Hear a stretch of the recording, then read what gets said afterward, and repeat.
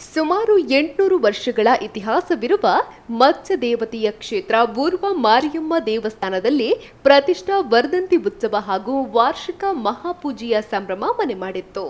ಸಹಸ್ರಾರು ಸಂಖ್ಯೆಯಲ್ಲಿ ಆಗಮಿಸಿದ ಭಕ್ತರು ವಿವಿಧ ವೈದಿಕ ಕಾರ್ಯದಲ್ಲಿ ಪಾಲ್ಗೊಂಡು ಮಾರಿಯಮ್ಮ ದೇವಿಯ ದರ್ಶನ ಭಾಗ್ಯವನ್ನ ಪಡೆದ್ರು. ನಂಬಿದ ಭಕ್ತರನ್ನ ಎಂದಿಗೂ ಕೈಬಿಡದ ಮತ್ಸ್ಯದೇವತೆಯ ಸನ್ನಿಧಿಯಲ್ಲಿ ಭಕ್ತರ ದಂಡೆ ಹರಿದು ಬಂದಿತ್ತು.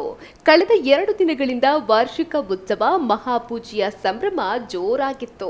ವರ್ಷಾವಧಿ ಉತ್ಸವದ ಹಿನ್ನೆಲೆಯಲ್ಲಿ ದೇವಿಗೆ ನಿತ್ಯ ಪೂಜೆ, ಸರ್ವಾಲಂಕಾರ ಪೂಜೆ ಹೀಗೆ ಅನೇಕ ಪೂಜೆಗಳು ನೆರವೇರಿತು.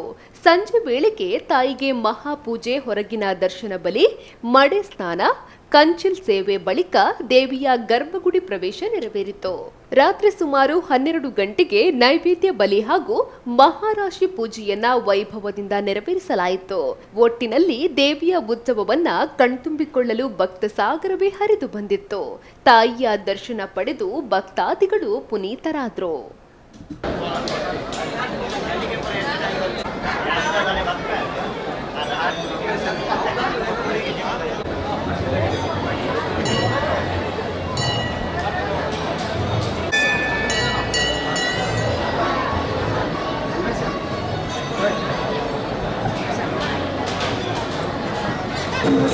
Thank you.